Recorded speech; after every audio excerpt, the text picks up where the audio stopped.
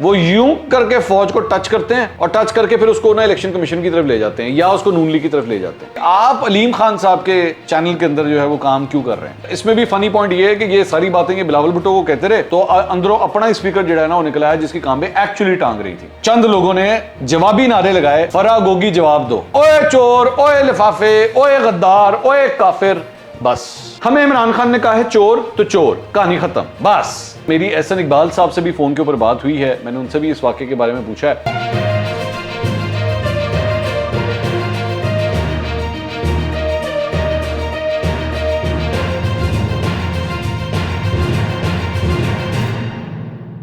अस्सलाम वालेकुम नाज़रीन, मैं हूं मंसूर अली खान। अपने YouTube चैनल के ऊपर आपको खुशामदीद कहूँगा। सबसे पहले आपसे दरख्वास्त के चैनल को सब्सक्राइब करना मत भूलिएगा और बेल आइकन ज़रूर प्रेस कीजिएगा। नाज़रीन, इस वीलॉग के अंदर एहसन इकबाल साहब के साथ जो वाक़या पेश आया है, आप अब तक सोशल मीडिया पे वो वीडियो तो देख चुके होंगे जिसके अंदर बेसिकली चंद ख़वातीन और उनके बच्चे जो हैं वो एहसन इकबाल के ऊपर जो है वो नारेबाजी कर रहे हैं। मैं इसके पूरी तफसीलात जानता हूँ और ये किस तरह वाक़या पेश आया, मैं थोड़ी देर में ये सारी तफसीलात आपके साथ शेयर करता हूँ। और मेरी एहसन इकबाल साहब से भी फ़ोन के ऊपर बात हुई है, मैंने उनसे भी इस वाक़े के बारे में पूछा है। तो जो भी बैकग्राउंड मुझे मिला है वो सारी तफसीलात मैं भी थोड़ी देर में आपके साथ शेयर करता हूँ। लेकिन इससे पहले दो चार और ख़बरें हैं, ज़रा उसको पहले डिस्कस कर लें। एक तो जी जो डीजी नैब हैं शहजाद सलीम साहब, उन्होंने तैयबा गुल, वो खातून जिन्होंने एक्चुअली इल्ज़ामात लगाए थे कल अपने मुख्तलिफ इंटरव्यूज़ के अंदर, पब्लिक अकाउंट्स कमेटी के अंदर भी, उस पर उन्होंने ये कहा कि जी उसमें जो इल्ज़ाम लगाया था तैयबा गुल ने, उन्होंने ये कहा था कि जी मुझे भरना करके मेरी वीडियोस बनाई गई और ये सब कुछ जो है वो डीजी नैब भी देख रहे थे, इस किस्म के उन्होंने इल्ज़ामात लगाए। तो आज जो डीजी नैब हैं शहजाद सलीम साहब, उन्होंने एक लीगल नोटिस जो है वो तैयबा गुल को भेज दिया है। तो बिल्कुल ठीक है, मेरे ख्याल में मैंने कल भी ये बात कही थी कि अगर उनके इल्ज़ामात गलत हैं तो इनको कानून के कटेरे में लाना चाहिए और इनको इसका जवाब देना चाहिए। और अगर उनके इल्ज़ामात दुरुस्त हैं तो फिर जो शख्स भी इसके लिए रिस्पॉन्सिबल है उसको भी करार वाकई सज़ा मिलनी चाहिए। तो एक डेवलपमेंट तो ये हुई है। इसके अलावा आज इमरान खान साहब ने एक खुशाब में जलसे से खिताब किया और इस खिताब के दौरान उन्होंने कहा कि जनाब लाहौर में एक शख्स बैठा हुआ है और उसका पूरा इरादा है धांधली करने का और मुस्लिम लीग नून को जिताने का, लेकिन मैं तुम्हें पहले ही बता दूं कि तुम जलील होगे और तुम्हारे जो प्लान है वो फेल होंगे। और उन्होंने बेसिकली मिस्टर एक्स का उन्होंने जिक्र किया, उन्होंने कहा जी ये कर रहे हैं। लेकिन कमाल जो होशियारी दिखाई ना उन्होंने, और ये मैं अभी से आपको बता दूं, नोट कीजिएगा, इमरान खान साहब ये कार्रवाई डाल रहे हैं रिसेंटली। वो क्या है वो मैं आपको समझाता हूँ। वो लेटेस्ट कार्रवाई उन्होंने क्या डालना शुरू की है, वो यूं करके फौज को टच करते हैं और टच करके फिर उसको ना इलेक्शन कमीशन की तरफ ले जाते हैं या उसको नून लीग की तरफ ले जाते हैं। तो यहाँ पे भी आज इन्होंने यही कहा कि जी वो लाहौर में जो शख्स बैठा है मैं जानता हूँ कि वो धांधली करना चाहता है और धांधली करके नून लीग को जिताना चाहता है। और फिर साथ ही जो है ना वो हमजा शहबाज शरीफ की तरफ चले गए और उन्होंने कहा वो हमजा कुकड़ी उनको, अच्छा ये भी एक नया काम शुरू किया है कि उन्होंने हमजा शहबाज को हमजा कुकड़ी कहना शुरू कर दिया है। जिस तरह मतलब मौलाना फजलुर रहमान को वो डीजल कहते हैं और आसिफ अली, इस मुल्क की सबसे बड़ी बीमारी आसिफ अली जरदारी, और मतलब शोबाज शरीफ, मतलब ये लिटरली जैसे कोई क्लास 3, 4, 5 के बच्चे नहीं होते, और मोटे, ओ गंजे, ओ काणे, मतलब ओ गूंगे, ओ काले, मतलब ये लिटरली वो वाली हरकतें हैं। जैसे गली मोहल्ले में छोटे छोटे बच्चे जो हैं वो एक दूसरे को बैठ कर नामों के साथ पुकार रहे होते हैं और मतलब उनके माँ बाप उनको एक थप्पड़ मारते हैं, बेटा इस तरह बुरी बात होती है, ये एक दूसरे को नाम नहीं बुलाते। तो पता नहीं खान साहब को इस उम्र में आके, मतलब 70 साल से भी ऊपर शायद उनकी उम्र हो चुकी है अब, और अभी भी बैठ के ये बच्चों वाली हरकतें। लेकिन अब ये जो बेसिकली माइंडसेट है ना, इसका भी एहसन इकबाल के उस वाक़े के साथ ताल्लुक है। ये ओए तेरी ऐसी धरती तन्नू है कर देंगे, मतलब ये बेसिकली वो माइंडसेट है। खैर मैं अभी ज़रा तफसील से आता हूँ, बड़ी तफसील से ज़रा इसके ऊपर बात करते हैं। तो इमरान खान साहब ने जनाब एक तो जलसे के अंदर ये बात की। इसके अलावा जावेद चौधरी साहब का एक कॉलम है जो जावेद चौधरी साहब ने लिखा है, उसके अंदर उन्होंने कहा है जी मेरी इमरान खान साहब से 8 साल के बाद मुलाकात हुई है उनकी, और उस मुलाकात में इमरान खान साहब ने जो चंद बातें कही हैं उसका तस्करा उन्होंने किया। तो उस जो मोटी मोटी चंद बातें हैं ज़रा उसको जल्दी से डिस्कस कर लेते हैं। एक तो उन्होंने कहा कि जनाब इमरान खान साहब ने इस बात का इकरार किया कि इस्टेब्लिशमेंट से उनके ताल्लुकात ख़राब होना शुरू हो गए थे, और ख़ास तौर पे जो अमरीकी इनखला था अफ़गानिस्तान से, वहाँ से ये ताल्लुकात जो हैं वो कशीदा होना शुरू हो गए थे। फिर नैब के चेयरमैन के हवाले से उन्होंने कहा कि जी नैब का चेयरमैन जो है वो तो मेरे इख्तियार में नहीं था, वो मेरी तो सुनता ही नहीं था, वो तो कहीं और से ऑपरेट हो रहा था, और जब मैं कहता था कि जनाब आसिफ अली जरदारी और नवाज शरीफ शहबाज शरीफ के खिलाफ जो है वो आप एक्शन लें, तो मुझे कहा जाता था कि जी आप उस्मान बुज़दार को बदलें, आप उस्मान बुज़दार को बदलें, और जब तक आप उनको नहीं बदलेंगे तब तक जो है ना वो कहानी आगे चलेगी नहीं। उस्मान बुज़दार साहब के हवाले से उनका ये कहना था कि मसला ये था कि मेरे पार्टी के अंदर पहली बड़ी ग्रुपिंग हुई थी, मुख्तलिफ़ किस्म के उम्मीदवार जो हैं वो सामने थे। ये बात तो वैसे यहाँ है, मतलब अलीम खान हो गए, मियाँ असलम इकबाल हो गए, ये सत्तैन खान हो गए, बहुत से लोग थे, फवाद चौधरी भी थे, शाह महमूद कुरैशी भी थे, एक जम्मे गफ़ीर था पूरा जो वज़ीर आला बनना चाह रहा था। तो उन्होंने कहा कि जी मैंने इसीलिए जो है वो बैठ के उस्मान बुज़दार को मैंने वज़ीर आला बना दिया। और फिर वही हुआ कि जब ये ख़त्म हुई उनकी वज़ारत आला, तो उसके बाद कई लोग जो हैं वो बीच में उम्मीदवार आ गए और मेरी पार्टी जो है वो डिस्ट्रीब्यूट होना शुरू हो गई। अच्छा, आज इन्होंने सीनियर सहाफ़ियों से जो गुफ्तगू की है ना, उसका तस्करा भी इसके साथ मिलता जुलता है। उसके अंदर भी उन्होंने बात कही कि जी अलीम खान जो है वो उनको हम CM बनाना चाहते थे, लेकिन परवेज़ इलाही उनके नाम के ऊपर नहीं मानते थे, और परवेज़ इलाही के नाम के ऊपर अलीम खान नहीं मानते थे। तो ये भी टसल चल रही थी। अच्छा, मेरा इसके अंदर एक डिफरेंट पॉइंट है, और दूसरा वो पॉइंट कुछ हद तक मुझसे भी रिलेटेड है। अब बहुत से लोग जो है वो ये मुझसे सवाल करते हैं, और ख़ास तौर पे PTI के लोग, कि जी आप अलीम खान साहब के चैनल के अंदर जो है वो काम क्यों कर रहे हैं, आप अलीम खान साहब के हवाले से उनके ऊपर ये बातें वो बातें सारा कुछ। तो भाई बात ये है कि आप अगर ये सवाल करना चाहते हैं तो ये जाके इमरान खान साहब से कीजिए, क्योंकि आखिरी वक्त तक वो अलीम खान, ये बात उन्होंने खुद भी मानी है कि वो अलीम खान को वज़ीर आला बनाना चाहते थे, और अलीम खान के साथ जो है वो हर किस्म की मुज़ाकरात भी हो रहे थे। इमरान इस्माइल साहब को भी उनके घर भेजा गया था उनको मनाने के लिए। जिस दिन इमरान इस्माइल जिस दिन अलीम खान एक्चुअली जहांगीर तरीन ग्रुप के साथ मिले थे जाके, उस दिन इमरान इस्माइल को भेजा गया था कि जाएं जाके उनको मनाएं। तो भाई आप लोगों की नज़र में तो अलीम खान के हवाले से कोई प्रॉब्लम नहीं थी ना, मतलब आपके लीडर के मुताबिक तो उनके साथ कोई इशू नहीं था। तो जब आपके लीडर को कोई इशू नहीं था अलीम खान के ऊपर, तो फिर अब आपको क्या प्रॉब्लम है, आपको इससे क्या मसला है? और दूसरी बात ये कि क्या अलीम खान अभी तक किसी कानून की अदालत से उनके ऊपर कोई जुर्म साबित हुआ है? कोई ऐसा कोई केस अभी तक सामने आया है? तो यहाँ पे आपके अपने लीडर जो हैं उनको वज़ीर आला बनाना चाह रहे थे। ये बात उन्होंने खुद आज सहाफ़ियों के साथ की है, एक बात। दूसरी बात, जावेद चौधरी साहब के कॉलम की तरफ वापस आते हुए, एक तो उन्होंने कहा कि जनाब वो जो 9 और 10 की दरमियानी रात थी जब इमरान खान साहब की हुकूमत गई और तहरीक-ए-एतमाद आई, तो उन्होंने कहा कि जी मैंने असद कैसर को बुलाया जो उस वक्त साबिक स्पीकर थे, और मैंने उनको कहा कि जनाब आप जम के खड़े हों, कोई ऐसी बात नहीं। तो असद कैसर की जो है वो कांपे टांग रही थी। तो इसमें भी फ़नी पॉइंट ये है कि ये सारी बातें ये बिलावल भुट्टो को कहते रहे, तो अंदरों अपना स्पीकर जो है ना वो निकला है जिसकी कांपे एक्चुअली टांग रही थी। और असद कैसर ने कहा कि जनाब बात यह है कि अदालत खुल गई है, तो इन्होंने मुझे कर देना डिस्क्वालीफाई। तो असद कैसर गए और उन्होंने इस्तीफ़ा दिया और उन्होंने अयाज सादिक के हवाले किया कि जी आप करें जो कुछ भी करना है, और वरना हमारा इरादा इसको 4 दिन तक चलाने का था, वरना हमने 4 दिन तक इसको खींचना था।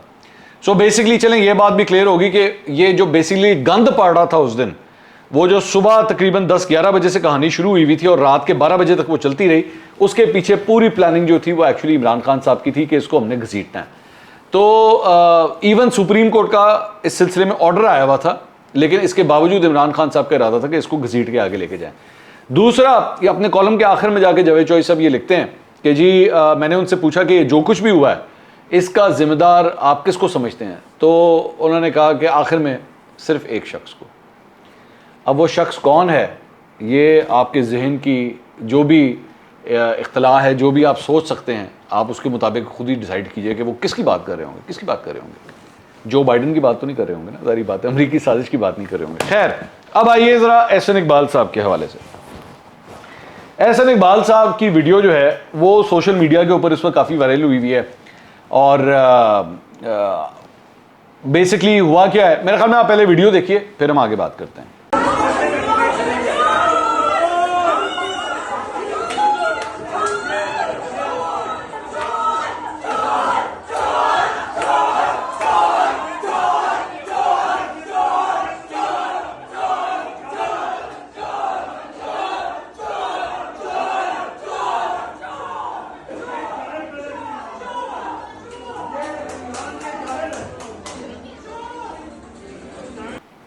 तो ये जनाब आपने एहसन इकबाल साहब की वीडियो देखी। अब पहली बात तो सबसे इंपॉर्टेंट बात ये वीडियो इनकम्प्लीट है, ये वीडियो इनकम्प्लीट है।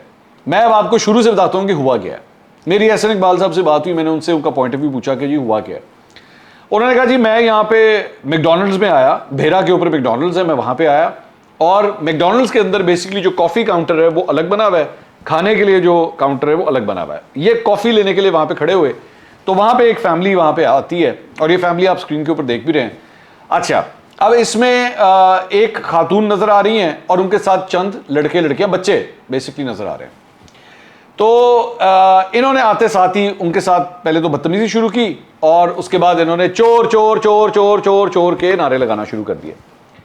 एहसन इकबाल साहब ने आगे से उनको कहा कि जी देखें, अगर आपने बात करनी है तो फिर सही तरह बात करें, और मैं यहां पे आपसे कहता हूं कि आए हाथ उठाएं। एग्जैक्टली जो एहसन इकबाल साहब का जवाब था वो जारी बात है आपको वीडियो में तो नहीं नजर आ रहा होगा, लेकिन मैं आपको बता रहा हूं।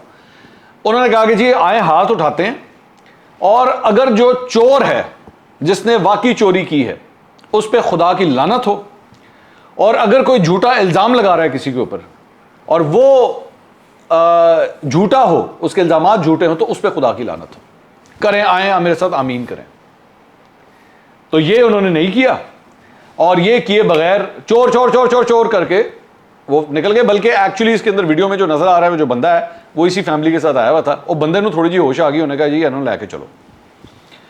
तो ये बेसिकली, और उसके बाद उधर ही मैकडॉनल्ड्स के अंदर जो है वो एहसन इकबाल साहब के मुताबिक वहां पे चंद लोगों ने जवाबी नारे लगाए, फरा गोगी जवाब दो, हिसाब दो, जवाब दो, फरा गोगी हिसाब दो, फरा गोगी जवाब दो, ये वहां पे नारे भी लगे हैं। अच्छा, अब मैं इस चीज सारी चीज को किस तरह देखता हूं। पहली बात तो ये कि ये बेसिकली ये है वो क्रिएशन जो इमरान खान साहब ने इस मुआशरे के अंदर की है, और ये वो बेसिकली टाइम बम है जो पिछले कई सालों से जो है वो हमारे माशरे में फिट किए गए हैं, और ये फटेंगे। ये वक्त के साथ साथ हर जगह आपको फटते हुए नजर आएंगे, कभी आपको गली कूचे में नजर आएंगे, कभी आपको रेस्टोरेंट में नजर आएंगे। ये वही दिमागी तवाजुन है जो आपको इससे पहले नूर आलम खान के साथ रेस्टोरेंट के अंदर बदतमीजी करते हुए भी पाए गए थे। ये बेसिकली वही माइंडसेट है। अब यहां पे इशू ये था कि एहसन इकबाल साहब, जितना मैं उनको जानता हूं, वो इंतहाई मतलब शरीफुल नफ्स किस्म का इंसान है, बड़ा सॉफ्ट स्पोकन आदमी है। मैंने उसके मुंह से आज तक कभी कोई गाली नहीं सुनी। मेरी जितनी भी इंटरेक्शंस हुई हैं या जितना भी लोगों के से मेरा उनके साथ मिलना मिलाना हुआ है, उनके साथ जो है वो कभी भी कोई गंदी जबान मैंने नहीं सुनी। वहां पे सामने एक खातून खड़ी हुई थी जो ये सारा कुछ कर रही है, अपने बच्चों के साथ खड़े होकर सब कुछ कर रही है। एक मोमेंट के लिए मैं सिर्फ सोचता हूं कि एहसन इकबाल की जगह वहां पे फयाजुल हसन चौहान या तलाल चौधरी जैसा कोई बंदा होता एहसन इकबाल की जगह, और एग्जैक्टली ये सब कुछ हो रहा होता, और वो आगे से रिएक्ट कर देता, वो हाथ उठा देता या कुछ कर देता। गंदा कौन होना था, कौन इसके अंदर विलन डिक्लेयर होना था? एहसन इकबाल, या वो शख्स जो एक्चुअली आगे से इस तरह रिएक्ट करता। बाद में वीडियो बननी थी जिस तरह नूर आलम खान के मामले में हुआ था कि जी देखे मुस्तफा नवाज खोकर ने, नूर आलम खान ने, इन सब ने देखे क्या किया है, नदीम अफजल चंद ने देखे क्या किया, बंदे ने मारा। मेरे भाई, आप पब्लिक डोमेन में खड़े होके एक आदमी के साथ जब ये हरकत करेंगे, जबकि किसी कोर्ट ऑफ लॉ ने अभी तक उनको करप्ट डिक्लेयर नहीं किया हुआ, किसी ने उनको चोर डिक्लेयर नहीं किया हुआ, और वो आगे से कर दे रिएक्ट, तो फिर आप चीखें मारेंगे कि देखें इन्होंने क्या किया, देखें कितना जुल्म किया इन्होंने। तो मैं इमरान खान साहब के बाकी तमाम गुनाहों को माफ करने के लिए तैयार हूं। यकीन कीजिए, जो मुझे सबसे बड़ा इख्तिलाफ है ना इस शख्स के साथ, वो सिर्फ ये है कि इसने मुआशरे में जो गंद फैलाया है, इसने मुआशरे में जो बदतमीजी फैलाई है, इसने मुआशरे के अंदर जो इस पूरी जनरेशन का, और मैं जब पूरी जनरेशन कहता हूं ना, तो ये बेसिकली वो जनरेशन है जो 2010-2011 के अंदर 18 साल की हुई, और आज वही 18-19 साल के वो जो लड़के हैं वो आज 29-30-31 साल के जो हो चुके हैं, वो पूरी की पूरी 10-11 साल की ये जो जनरेशन है ना, इसका बेड़ा गर्क करके रखती है। इनको तमीज़ नहीं है बात करने की, ये आपसे डिबेट नहीं कर सकते। आप इनके साथ कोई बात करने बैठेंगे, ये आगे से ओए चोर, ओए लिफाफे, ओए गद्दार, ओए काफिर, बस दैट्स इट। ये आपसे डिबेट नहीं कर सकते। इनकी डिबेट की सलाहियत आपने ख़त्म करके रख दी है। ये इमरान खान साहब का इस कौम को सबसे बड़ा दिया गया तोहफा है, और ये उतना ही खतरनाक तोहफा है। मैं इसको उतना ही खतरनाक तोहफा समझता हूं जो बेसिकली जब ज़ियाउल हक ने जिस तरह क्लैशनकोफ का और ड्रग्स का तोहफा इस मुआशरे में फैलाया था और इस कौम में फैलाया था ना, ये बिल्कुल वही तोहफा है। दूसरा पॉइंट, ये जो इस वीडियो के अंदर ये बच्ची और ये लड़का जो नजर आ रहे हैं, क्या उम्र होगी इनकी? ये मेरा ख्याल में जो मुझे नजर आ रहा है ये 18 साल के भी नहीं है, ये 18 साल के भी नहीं है। मैं शर्तिया कह सकता हूं, आप इस बच्चे को और बच्ची को जाके अगर लाके यहां पे बिठाएंगे ना, इनको लाके बिठाएंगे और इनसे बात करेंगे तो इनको पाकिस्तान की तारीख के बारे में कुछ भी नहीं पता होना। यहां पे क्या होता रहा है पिछले 70-71 साल में, ये मुल्क किस तरह आगे चला है, इनको कख नहीं पता होना।